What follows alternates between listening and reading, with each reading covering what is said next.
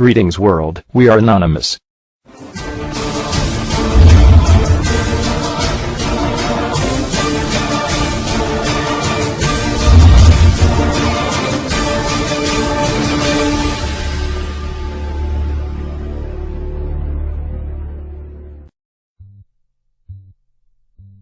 Saludos mundo. Anonymous somos un colectivo de individuos independientes, sin líder y sin que nadie nos dirija. Somos personas que vemos coartada la libertad de expresión en internet, como si fuéramos simples marionetas, sin derecho a protestar ni reclamar nada. Pero se equivocan. Hemos dicho basta, nos hemos rebelado contra un sistema que nos creía dormidos y sumisos, que pensaba que sus actos serían impunes y la verdad ocultada para siempre. Este sistema es el mismo que castiga a quienes intentan decir la verdad. Por esto queremos dar a conocer al pueblo mexicano, y al mundo nuestra decisión y reflexión a través de la siguiente declaración. A muchos parece exagerado exigir la invalidación de las elecciones, porque lo ven como disputa electoral al estilo sueco, en abstracción del cinturón de criminalidad que rodea el fraude. No obstante, se trata de políticos y medios amafiados no solo para legitimar la elección, sino para disimular el golpe de Estado que se está perpetrando. Mientras tiene lugar la calificación del Tribunal Electoral sobre los miles de delitos cometidos por el PRI para imponer a su candidato Enrique Peña Nieto como presidente, se puede observar la semejanza de la crisis política que vive México con la Checoslovaquia de 1989, o con el terror que vivió El Salvador, 10 años antes. En Checoslovaquia, las multitudes exigían en las plazas públicas acabar con el totalitarismo. Los estudiantes eran redes humanas para despertar la conciencia contra la mano dura del régimen. Salieron a la calle a exigir democracia y fueron reprimidos por la policía. Como respuesta del pueblo, obreros y miles de estudiantes más se sumaron a las manifestaciones en contra del régimen y no pararon. Las manifestaciones masivas hicieron visible la lucha política al mundo, pese a que eran ignoradas por los medios nacionales, porque eran propiedad del gobierno. No hubo derramamiento de sangre, aunque el ejército rondaba las calles. Los militares estaban listos para defender al régimen, pero no para disparar contra civiles. En aquella Checoslovaquia, increíblemente como en el México de hoy, también hubo fervorosas ovaciones por el ciudadano medio que tenía una idea predominante del orden como base de lo justo, y privilegiado en la burocracia del régimen vivía en su zona confort. Incluso el discurso del poder totalitario seducía a sus seguidores de mayor precariedad económica con el tema de la eficiencia para resolver problemas que la democracia no tendría condiciones para resolver.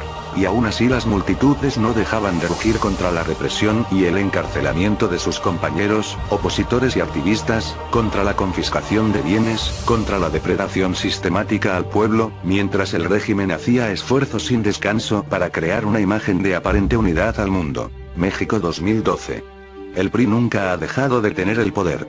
Hay suficientes elementos de análisis para sostener que las alternancias gubernamentales fueron acordadas, convenidas con la simulación de oposición panista. Para muchos mexicanos esto no es novedad. A la distancia que nos da el tiempo, lo vemos más claro. Carlos Salinas de Gortari asumió el poder presidencial en 1988, por medio de un fraude electoral. En aquel tiempo, el IFE recién creado como tal, actuó igual que ahora, minimizando el fraude y poniéndose a las órdenes de Salinas. Ni tampoco ha dejado de utilizar intelectuales y periodistas que sin pudor ponen su nombre para darle credibilidad al performance de la transición. El legislativo también se ha sometido sin chistar. Y esos 6 años del PRI fueron depredación, represión, magnicidios y masacres silenciadas. Salinas, como el régimen totalitario, también hizo un esfuerzo especial por mantener la imagen de una nación dinámica frente al mundo, y se encargaba casi personalmente de mantener a los medios contentos, muy contentos. Fue la diferencia con sus sucesores. En los siguientes 12 años no cambió nada, excepto que a la clase política se le soltó el cinismo. Los políticos con más avaricia se convirtieron en narcotraficantes, y los narcos querían saber lo que era el poder del erario, ambos sin disimularlo.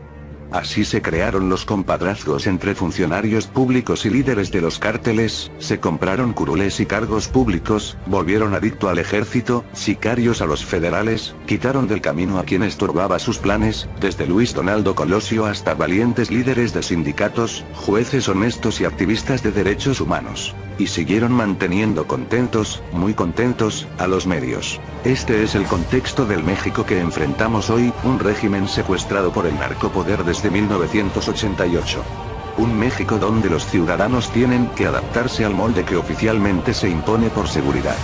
Al mínimo desacuerdo, se aplica la fuerza, se lanza la amenaza de muerte. Y si se persiste, la muerte misma, como medida de terror. El narcopoder no puede mantener este régimen sin policías ni militares drogados, solo así pueden cruzar la línea y perpetrar feminicidios y asesinar sin vacilación a jóvenes inocentes. El narcopoder necesita de un poder judicial subyugado con riquezas, propiedades, viajes, con becas totales para sus hijos en las escuelas privadas de élite en Europa. Todo esto porque necesitan que los magistrados les garanticen impunidad. El narcopoder necesita diputados y senadores dependientes del alcohol y de la cocaína para volverlos sumisos. Un asunto doméstico ya entre ellos, como el de las casas de prostitución a domicilio de Polanco. Los más perversos se convierten en depredadores sexuales de niños y jovencitas adolescentes, como ya han sido denunciados por Lidia Cacho, a quien para evitar matarla porque eso distraería mucho por ahora, la expulsaron del país con amenazas. La propia realidad de los legisladores, pues, los pone de rodillas al narcopoder. En este escenario surgió hace 6 años la única posibilidad de transformación. El triunfo electoral, pacífico, de Andrés Manuel López Obrador. Pero se le dio la espalda. Ahora, en esta elección del 2012, los partidos políticos, voraces y sometidos, trabajaron tanto en aparentar la democracia, que los delitos electorales se les desbordaron. Los medios, sirvientes corruptos y arrogantes, fueron incompetentes en legitimar el 1 y 2 de julio el supuesto triunfo de Peña, porque no pudieron competir con la información que daban las redes sociales, una pesadilla para los criminales. No hay que olvidar que el lavado de dinero es un crimen que se persigue internacionalmente, y está estrechamente vinculado con mafias que cometen otros crímenes no de menor gravedad, como desapariciones forzadas, tráfico de drogas y corrupción de autoridades. No es pues, un asunto meramente financiero, de rebase de tope de campaña en lo que incurrió el PRI, aunque los medios lo callen y el IFE insista en ignorarlo. A muchos mexicanos les parece exagerado exigir la invalidación de las elecciones, porque lo ven como un asunto de disputa electoral al estilo sueco, en abstracción del cinturón de criminalidad que rodea el fraude. No obstante, se trata de políticos y medios amafiados no solo para legitimar la elección, sino para disimular el golpe de Estado que se está perpetrando. El golpe lo están dando los magistrados que simulan calificar la elección, cuando lo que está en juego es un crimen de índole judicial.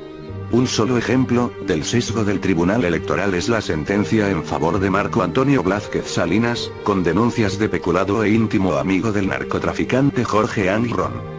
Destituyó a un verdadero político de izquierda en la candidatura al Senado por Baja California que tenía 30 años de lucha social, Juan Pablo Leibar Rodríguez. Este lo demandó y los magistrados favorecieron al narcotraficante sin siquiera tener militancia en el partido Movimiento Progresista. La verdadera izquierda fue desplazada y el partido desprestigiado. Menciono uno de los casos menos conocidos. El golpe lo está dando el IFE, el principal sirviente de Salinas de Gortari, Leonardo Valdés Zurita, con descarado cinismo, que se ha convertido en el defensor del PRI en flagrante violación de los derechos políticos de los mexicanos. El golpe lo están dando las cúpulas de los partidos políticos que simularon ser oposición y dejaron filtrar a narcotraficantes y a corruptos de Televisa. El golpe lo está dando Enrique Peña Nieto, que sin haber ganado la elección, e ignorando toda demanda en su contra, con expediente abierto en la Comisión Interamericana de Derechos Humanos por los atentados contra su expareja homosexual, con expediente abierto ante la Comisión Nacional de Derechos Humanos por el mismo caso y por el de Atenco, con denuncias de financiamiento ilegal de su campaña, lavado de dinero y peculado, ya está fungiendo como presidente. ya lanzó a sus serviles legitimadores del poder, el boletín de prensa para anunciar que impulsará en septiembre la ley contra la corrupción. El golpe significa una violación a la Constitución, a los protocolos institucionales, a leyes electorales, y una violación a nuestra dignidad. A diferencia de México, en Checoslovaquia, los medios fueron el punto de inflexión en el cambio del sistema, porque advirtieron que se pondrían en paro nacional junto al pueblo si no los dejaban transmitir las noticias con veracidad. Hoy, los mexicanos no contamos con los medios, pero tenemos las redes sociales que a pesar de no llegar a toda la población mexicana, somos millones que hemos despertado y nos hemos sumado a las convocatorias de conciencia. Es nuestro poder independiente, libre, global, que el narcopoder no puede tocar, y menos a quienes estamos fuera de México. Ya lo demostramos en todo el proceso electoral, ahora falta en la defensa de la democracia. México necesita el apoyo hoy. Y no necesitamos armas. Necesitamos solidez y valor para parar este golpe. La lucha no puede ser solo política, porque ellos son una mafia que recurre al tráfico de influencias y corrupción. La lucha tiene que ser ahora también económica. Las movilizaciones masivas son indispensables para llamar la atención del mundo sobre lo que sucede y para mostrar nuestra fuerza y autoestima colectiva, pero la ofensiva final tiene que incluir la huelga general. Es necesario para cerrar la llave del erario y como presión para que invaliden la elección. Lo que derrocó el régimen totalitario después de que iniciaron las primeras manifestaciones en Checoslovaquia, fue la huelga que paralizó al país el 27 de noviembre de 1989. El régimen no lo resistió. El narcopoder tampoco lo resistiría. Pensemos juntos, el golpe ya está aquí. Así que para terminar, queremos hacer un llamado a todos los ciudadanos de México y del mundo que tenga conciencia social y los que no, para que se impliquen y continúen manifestándose. Cada cual en su propio ámbito, cada uno con su nivel de compromiso, para que entre todos podamos destruir la censura, la corrupción, el abuso de poder y podamos vivir en libertad de expresión, unidos como uno, divididos por cero. Somos Anonymous. Somos Legión. No olvidamos. No perdonamos. Esperanos. Greetings world, we are anonymous.